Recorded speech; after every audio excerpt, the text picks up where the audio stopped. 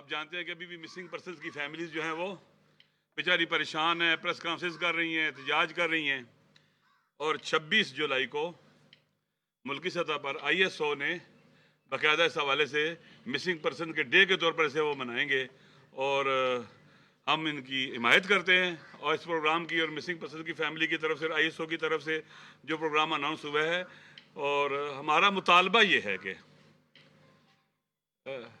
اس مسئلے کو جلد از جلد ختم کیا جائے۔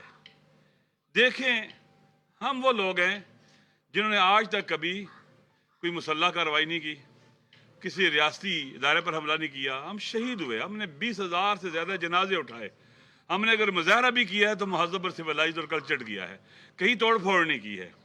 خدا کے لیے اپنا امیج نہ خراب کریں۔ آپ کچھ لوگوں کو اٹھا کر پوری دنیا میں بسنے والے جو اہل بیت علیہ السلام کے مکتب کے پیرو ہیں ان کو اپنا مخالف بناتے ہیں، امیج خراب کرتے ہیں۔ آپ اپنا اتنی بڑی قیمت کیوں چکاتے ہیں آپ ان لوگوں کے بارے میں جو یہاں مس ہو گئے اور آپ پیدا کر کے میں نہیں دیتے، جنہوں نے کم از کم کسی ایک نے بھی نہ کبھی پولیس پر، نہ کبھی ریاستی ادارے پر، نہ ملک کے خلاف کوئی اقدام نہیں کیا ہے۔ اگر کوئی خدا نخواستہ مجرم ہے اس کو کورٹ میں لایا جائے اور قانون کے حوالے کیا جائے اس کو، تاکہ وہ اپنے قانونی حقوق کو مد نظر رکھتے ہوئے اپنا دفاع بھی کر سکے، اگر اس کو سزا کا مستحق ہے تو سزا بھی مل جائے، مسئلہ نہیں ہے۔ لیکن مس ہونا بہت بڑا مسئلہ ہے، اور اس وطن کے اندر مس ہونا، جس کا ایک آئین اور قانون ہے، اس وطن کے اندر مس ہونا، جس طرح سے وطن مقدس ہے اس کا آئین اور دستور بھی مقدس ہے۔ اسی طرح سے پاڑا چنار، آپ جانتے ہیں کہ ایک وقت وہ تھا پاڑا چنار 5 سال محاصرے میں رہا، 2007 سے لے کر 2011-12 تک چاروں طرف سے حملہ تھا اس کے اوپر۔ سیٹلڈ ایریا سے دہشت گرد جاتے تھے، ان پر حملہ کرتے تھے، اور حکومتی ادارے باقاعدہ تماشا دیکھتے تھے، کوئی روکنے والا نہیں تھا ان کو۔ اور 5 سال لوگ محاصرے میں رہے، اور بے گناہ لوگ، سینکڑوں لوگ مارے گئے، شہید ہو گئے، بہت بڑی تعداد زخمی ہو گئے، ہمیشہ کے لیے زندگی کے لیے وہ معذور ہو گئے۔ ہمارے حکمرانوں کو چاہیے کہ وہاں کے پہلے طالبان سے کوشش کی کہ وہاں مسائل کھڑے کیے جائیں۔ اب اس کے بعد کیا مسئلہ شروع ہو گیا، وہ ختم ہوا، لوگوں نے مقاومت کی، نہیں بھاگے وہاں سے، محاصرے کے باوجود نہیں بھاگے۔ 5 سال محاصرے میں رہنا، چاروں طرف سے طالبان کے حملے کو سہنا آسان نہیں ہے۔ اس کے بعد کیا ہوا، بالش خیل کا جو علاقہ ہے جو اسٹریٹجیکلی بہت عام ہے، وہاں پر ایک طرف بالش خیل کے اندر اہل تشیع اور اہل سنت ان کی زمینیں ہیں، دوسری طرف چمکنی قبائل ہیں جنہوں نے اہل تشیع اور اہل سنت کی زمینوں پر قبضہ کر لیا ہے۔ یہ محکمہ مال کی اور ریونیو کی جو دستاویزات ہیں ان کے مطابق ان لوگوں کا حصہ ہے، اور انہوں نے قبضہ کیا دوسروں نے آ کر۔ یہ لوگ کیا کہتے ہیں جی کہ محکمہ مال کے کاغذات کے مطابق فیصلہ کیا جائے، محکمہ مال کے کاغذات اور اسناد کے مطابق فیصلہ کیا جائے اور اس ڈسپیوٹ کو ختم کیا جائے۔ نہیں کیا جا رہا، لڑائی ہو گئی، بے گناہ لوگ مارے گئے دونوں طرف سے۔ نہیں لڑائی ہونی چاہیے، حکومت کو چاہیے کہ لڑائی نہ ہونے دے، بر وقت فیصلے کرے اور جو جس کہا کہ اس کو دے۔ بے گناہ لوگ اس میں مارے گئے، اور پھر اس میں ایک FC کے اہلکار بھی، ان کو بھی مار دیا گیا، اور FIR ان لوگوں پر کاٹی گئی جو وہاں تھے ہی نہیں۔ اب دیکھ لیں، کچھ بندے ادھر سے ڈال دیے، کچھ ادھر سے ڈال دیے، دونوں طرف کے بندوں پر FIR کاٹی گئی، اور وہ لوگ FIR میں ہیں جو وہاں تھے ہی نہیں۔ مزے کی بات یہ ہے کہ مسئلہ یہ ہے کہ یہ کیوں ڈسپیوٹ کو حل کرنے کی کوشش نہیں کی جا رہی، بلکہ اس کو مزید خراب کیا جا رہا ہے۔ اس سے پہلے جب وہاں دھماکے ہوتے تھے لوگوں کے اندر بہت زیادہ غصہ تھا، آرمی چیف سب وہاں جب تشریف لے کے گئے مسائل سیٹل ہو گئے، بڑی حد تک مسائل سیٹل ہو گئے اور چیزیں بہتری کی طرف جانا شروع ہو گئی۔ اور اب پھر کوئی ایسے لوگ ہیں جو سیبوٹاج کر رہے ہیں اس کو، کہ دوبارہ سے مسائل کھڑے کرنا چاہتے ہیں۔ لہذا ہماری آرمی چیف صاحب سے بھی، پرائم منسٹر صاحب سے بھی، صوبائی وزیر اعلیٰ صاحب جو KPK کے ہیں، اور متعلقہ افراد سے ہمارا مطالبہ ہے کہ اس مسئلے کو سنجیدگی سے لیں، اور وہ پرامن جگہ ہے، وہاں پاکستان کا جھنڈا لگا ہوا ہے، وہاں آج تک جب تمام کی تمام یہ ایجنسیز ہوا کرتی تھیں، وہاں مشکلات تھیں، دھماکے ہوتے تھے، یہ پرامن جگہ تھی، وہاں کے لوگ سیولائزڈ ہیں، کلچرڈ ہیں، وہاں کا ایجوکیشنل ریٹ اسلام آباد کے برابر ہے، پڑھے لکھے لوگ، ان پڑھ نہیں ہیں، وہاں کوئی اسلحے کی فیکٹری نہیں ہے، وہاں کوئی ہیروئن کی فیکٹری نہیں ہے، وہاں کوئی چرس بنانے کی فیکٹری نہیں ہے، کوئی منشیات کی فیکٹری نہیں ہے۔ لہٰذا ان چیزوں کو دیکھا جائے اور مسائل کو خراب ہونے سے بچایا جائے، وگرنہ امکان قوی ہے کہ یہ علاقہ بھی پھر نیشنلسٹوں کے ہاتھ میں چلا جائے گا اور پھر وہاں کسی کی بات نہیں سنی جائے گی۔ اسی طرح سے اب دیکھیں وہاں پر چھوٹے چھوٹے بچے مظاہرے کر رہے ہیں کہ ہمیں ہمارا حق دلاؤ۔ وہاں پر اہل تشیع اور اہل سنت مل کر اس کو احتجاج کی شکل دی ہوئی ہے۔ وہ شیعہ سنی فرقہ وارانہ مسئلہ نہیں ہے، وہ خالص زمین کا مسئلہ ہے، اور کوشش کی جا رہی ہے کہ جس کو ایک فرقہ وارانہ مسئلہ بنا دے۔ یہ انتہائی غلط کام ہے۔ چھوٹے چھوٹے معصوم بچے بھی وہاں مظاہرے کر رہے ہیں۔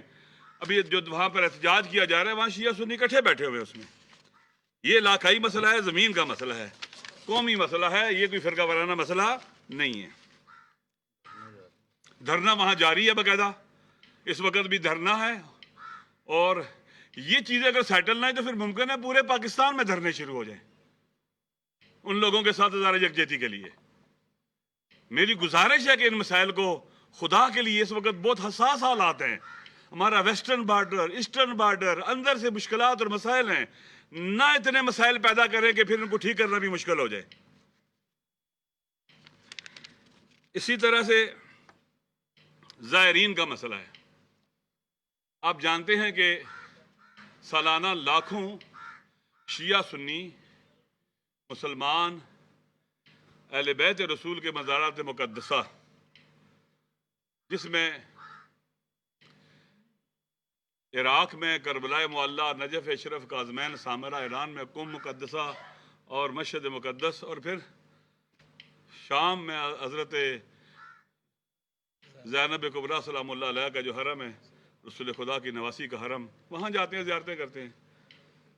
تو یہ لاکھوں لوگ جاتے ہیں، اور کیونکہ بارڈر ملتا ہے، غریب لوگ بائی روڈ جاتے ہیں، کوشش کرتے ہیں، سارے سال پیسے جمع کرتے ہیں، کوئی بکری بیچتا ہے، کوئی کیا کرتا ہے، کوئی کیا کرتا ہے، بالآخر 2 سال 1 سال 3 سال پیسے جمع کر کے وہ کوشش کرتے ہیں بائی روڈ جائیں۔ ابھی لوگوں کے اندر جو اخباروں میں یا سوشل میڈیا پہ چیزیں آئی ہیں، بیان کی گئی زیارت کے حوالے سے، اس کی روشنی میں کوئی غریب آدمی زیارت نہیں کر سکے گا۔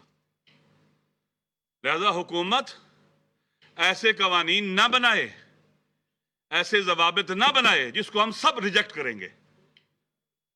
ہم ان کو نہیں قبول کریں گے کہ آپ ہمیں ہماری عبادات سے روکیں، ہماری عقیدت سے روکیں، ہماری محبت سے روکیں۔ آپ کو جو یہ فیسیلیٹیٹ کریں، آپ اتنا مشکل کر دیں کہ کوئی غریب بندہ جا ہی نہ سکے۔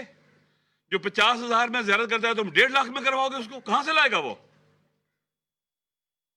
لہٰذا یہ کام غلط ہونے جا رہا ہے، اور میں عمران خان صاحب سے کہتا ہوں کہ ممکن ہے آپ کے انڈر کوئی ایسے بیوروکریٹس ہوں، کوئی ایسے لوگ ہوں جو آپ کو مس گائیڈ کر رہے ہوں، غلط رہنمائی کر رہے ہوں آپ لوگوں کو قواعد و ضوابط کے مطابق، یا کچھ اور لوگ بھی ہوں۔ پاکستان کا ٹی وی چینل مسلکی چینل نہیں بننا چاہیے، یہ پاکستان کے مسلمانوں کا چینل ہونا چاہیے، کسی مسلک کا چینل نہیں بننا چاہیے اس کو۔ اور ایسے اقدامات جن کے بارے میں بعض اچھی خبریں نہیں ہیں، خدا نہ خواستہ ایسے نہیں ہونا چاہیے کہ ایک مسلکی، جو ضیاء الحق ایک مسلکی پاکستان بنانا چاہتا تھا، جس کی وجہ سے مسلکی پاکستان بنانے کے لیے تکفیر آئی، دہشت گردی آئی، قتل و غارت گری ہوئی، یہ سلسلہ اس ملک میں نہیں چل سکتا۔ یہ اسلامی جمہوریہ پاکستان ہے، یہ کسی مسلک کا پاکستان نہیں ہے، یہ مسلمانوں کا پاکستان ہے۔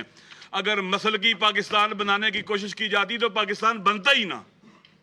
علامہ اقبال کا پاکستان مسلکی پاکستان نہیں ہے، قائد اعظم کا پاکستان مسلکی پاکستان نہیں ہے۔